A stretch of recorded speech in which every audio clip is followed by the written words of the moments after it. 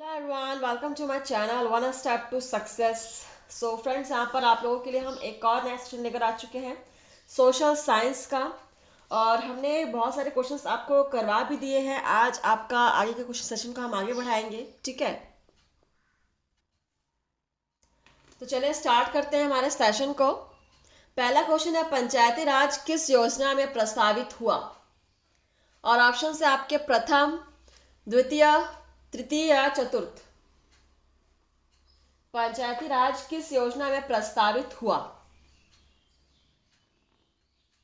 चाहे आपका Indian economics के क्वेश्चंस हैं।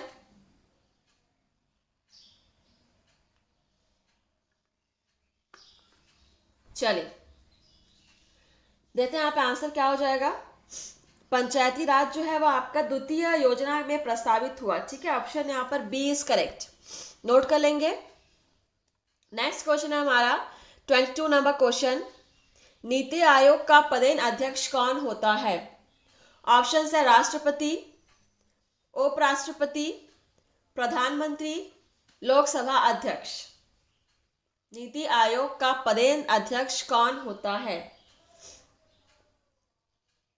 आप सभी क्लास को सब्सक्राइब कर लीजिएगा, वन स्टेप टू सक्सेस। यहाँ पर आपको हर तरह के एग्जाम्स के लिए अलग अलग सब्जेक्ट्स पर आपको तैयारी कराई जा रही है और बेहतरीन क्वेश्चंस के लेवल आपको यहाँ पर देखने को मिलेंगे। फ्रेश क्वेश्चंस है। नीति आयोग का पदेन अध्यक्ष होता है प्रधानमंत्री, ठीक है। Option C is correct, note कर लेंगे। हर एक क्वेश्चन को आप नोट करते चलिएगा। क्वेश्चन नंबर 23, प्रथम पंचवर्षीय योजना कब लागू की गई? ऑप्शन है 1 अप्रैल 1949, 1 अप्रैल 1950, 1 अप्रैल 1951, 1 अप्रैल 1952। प्रथम पंचवर्षीय योजना कब लागू की गई?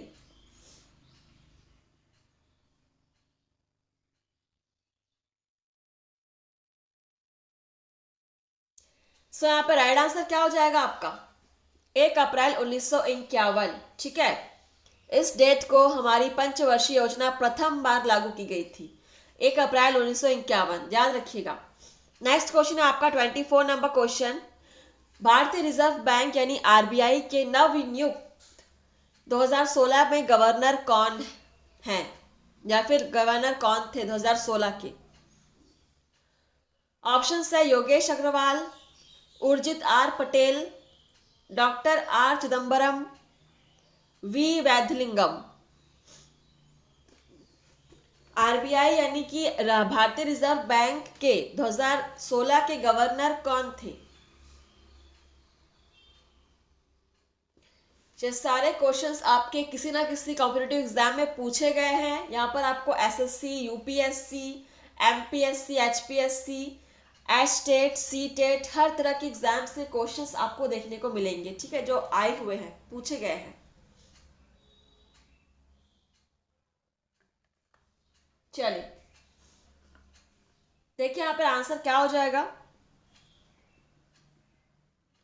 उर्जित आर पटेल, ठीक है। ऑप्शन यहाँ पर B is correct, Urjit R Patel. Question number है आपका 25, मिश्रित अर्थव्यवस्था का अर्थ है? ऑप्शन है वृहद एवं कुटीर उद्योग का सह अस्तित्व, औद्योगिक विकास में विदेशों का सहयोग, सार्वजनिक तथा निजी क्षेत्र का सह अस्तित्व, उपरोक्त में से कोई नहीं।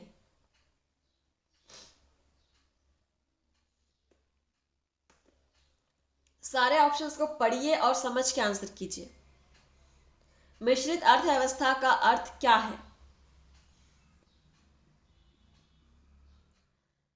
बहुत ही बेहतरीन क्वेश्चन है और इसका आंसर भी बहुत ही अच्छा है। सार्वजनिक तथा निजी क्षेत्र का सह अस्तित्व, दोनों का साथ साथ अस्तित्व।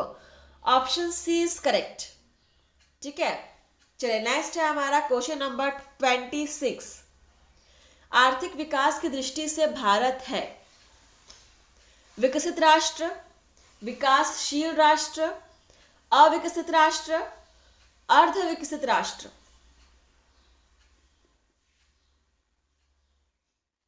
आर्थिक विकास की दृष्टि से भारत क्या है?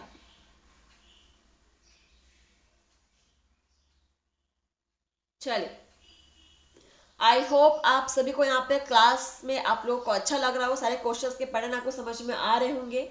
और कहीं भी आपको कोई भी समस्या है तो बिल्कुल आप हमें कमेंट्स के थ्रू हमसे पूछ सकते हैं, डिस्कस कर सकते हैं। आर्थिक विकास की दृष्टि से भारत क्या है?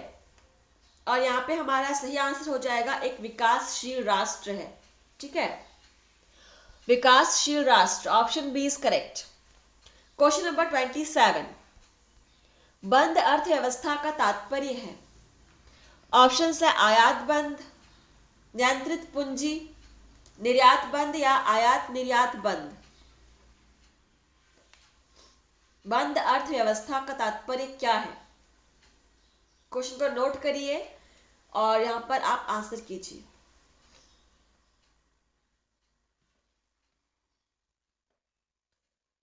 बंद अर्थव्यवस्था के नाम से ही क्लियर है, यहाँ पे आयात निर्यात दोनों ही बंद होंगे। ठीक है, ऑप्शन यहाँ पर डी इज करेक्ट, आयात निर्यात बंद। क्वेश्चन नंबर 28,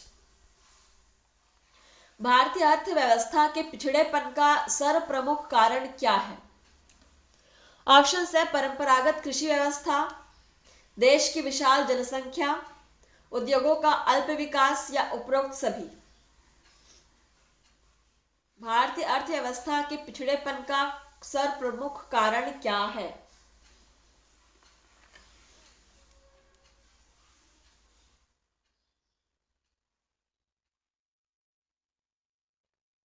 चलिए,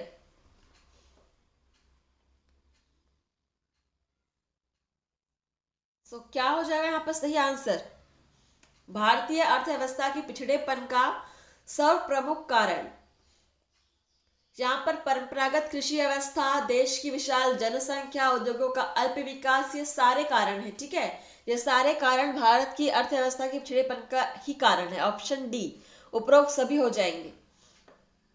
और नेक्स्ट क्वेश्चन है हमारा 29 नंबर क्वेश्चन, आर्थिक विकास का तात्पर्य है। ऑप्शन है घरेलू उत्पादन में वृद्धि, उत्पादन क्षमता में वृद्धि, आय का समान वितरण एवं आत्मनिर्भरता या उपरोक्त सभी।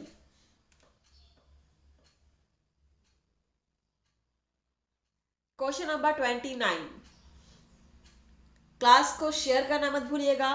अगर आपके कांटेक्ट में जो भी फ्रेंड्स, फैमिली में कोई भी अगर किसी भी एग्जाम की तैयारी कर रहे होंगे तो बिल्कुल आप उनको ये क्लास शेयर कीजिए। तो आर्थिक विकास का तात्पर्य क्या होना चाहिए? ये सभी। ठीक है, घरेलू उत्पादन में वृद्धि, उत्पादन क्षमता में वृद्धि, आय का समान वितरण एवं आत्मनिर्भरता, ये तीनों कारण तात्पर्य ही है आर्थिक विकास के। ठीक है, तो ऑप्शन डी उपरोक्त सभी। क्वेश्चन नंबर 30, अर्थव्यवस्था के प्राथमिक क्षेत्र में शामिल हैं कृषि, वन, उत्खनन, ये सभी।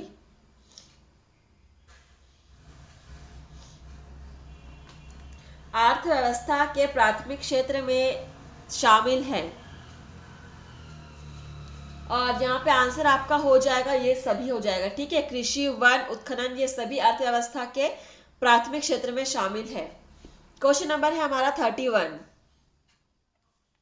भारत में राष्ट्रीय आय की गणना का कार्य करता है। ऑप्शन है केंद्रीय सांख्यिकीय संगठन, राष्ट्रीय सांख्यिकीय संगठन, योजना आयोग, reserve bank of India. Question number 31, Bharat में राष्ट्रीय आय की गणना का कार्य करता है।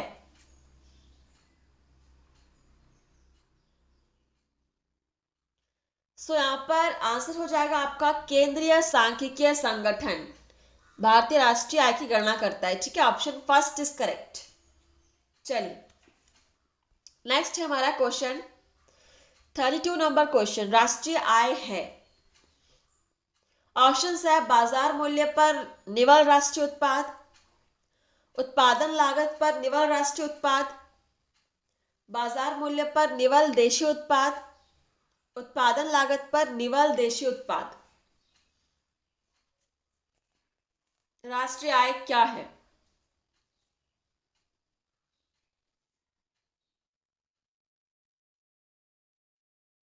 चलिए, सो राष्ट्रीय आय है बाजार मूल्य पर निवल राष्ट्रीय उत्पाद, ठीक है। जहां पर ऑप्शन पहला आपका सही हो जाएगा। नोट कर लेंगे क्वेश्चन को। चलिए आगे बढ़ते हैं और हमारा अगला क्वेश्चन है 33। भारत की राष्ट्रीय आय में सर्वाधिक योगदान किसका है? प्राथमिक क्षेत्र, द्वितीय क्षेत्र, तृतीय क्षेत्र, इनमें से कोई नहीं।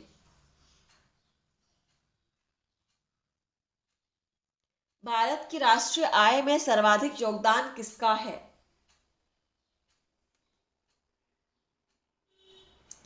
So the right answer is तृतीय क्षेत्र, ठीक है। सर्वाधिक योगदान है तृतीय क्षेत्र का। चलिए, और तृतीय क्षेत्र में क्या क्या आते हैं ये भी आप लोग को पता होना चाहिए। आप लोग सर्च कीजिए और नोट्स में अपने लिख लीजिएगा। क्वेश्चन नंबर हमारा अगला 34। वर्तमान में भारत की राष्ट्रीय आय में सर्वाधिक योगदान किस क्षेत्र का है?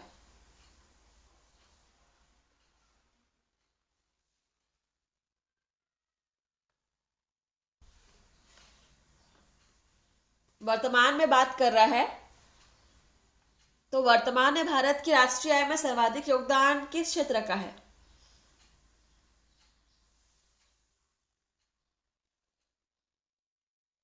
सेवा क्षेत्र का है, ठीक है। Option B is correct.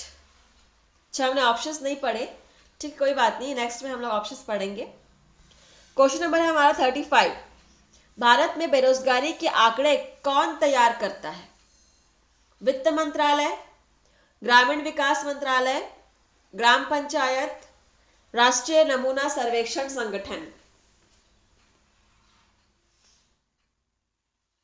Bharat में बेरोजगारी के आंकड़े कौन तैयार करता है?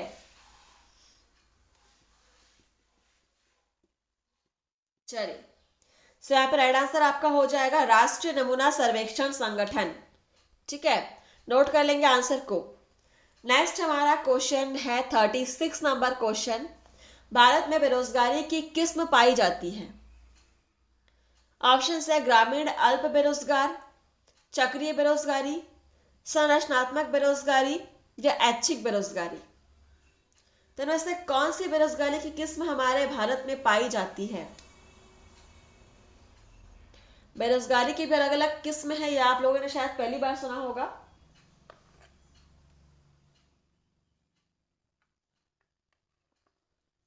तो देखिए यहां पर हमारे भारत में संरचनात्मक बेरोजगारी की किस्म पाई जाती है, ठीक है। ऑप्शन सी इज करेक्ट, संरचनात्मक बेरोजगारी पाई जाती है। क्वेश्चन नंबर है हमारा 37। भारत में रोजगार के अवसर उत्पन्न करने की दर किस क्षेत्र में सर्वोच्च रही है? कृषि, निर्माण, खनन या ये सभी? भारत में रोजगार के अवसर उत्पन्न करने की दर किस क्षेत्र में सर्वोच्च रही है? आंसर क्लियर है, निर्माण के क्षेत्र में ही सबसे अधिक रोजगार के अवसर की सर्वोच्च दर रही है। Option B is correct. निर्माण कार्यों में आपका रोजगार बढ़ता है, ठीक है, रोजगार लोगों को मिलता है। क्वेश्चन हमारा 38। अंत्योदय कार्यक्रम का उद्देश्य था?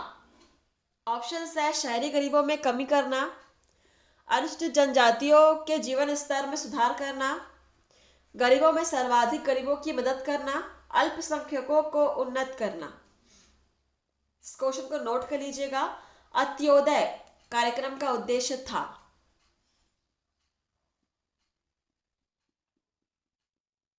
अंत्योदय कार्यक्रम का उद्देश्य क्या था? गरीबों में सर्वाधिक गरीबों की मदद करना, ठीक है। Option C is correct, note कर लेंगे। नेक्स्ट है हमारा क्वेश्चन नंबर 39 और ये लास्ट क्वेश्चन है आज का, ठीक है। चलिए, कुटीर ज्योति योजना का संबंध है? ऑप्शंस है ग्रामीण क्षेत्रों में कुटीर उद्योगों को प्रोत्साहन देने से, ग्रामीण क्षेत्रों में बेरोजगारों को रोजगार देने से, ग्रामीण क्षेत्रों में गरीबी रेखा से नीचे जीवन यापन करने वाले परिवारों को विद्युत सुविधा उपलब्ध कराने से, या उपरोक्त सभी से?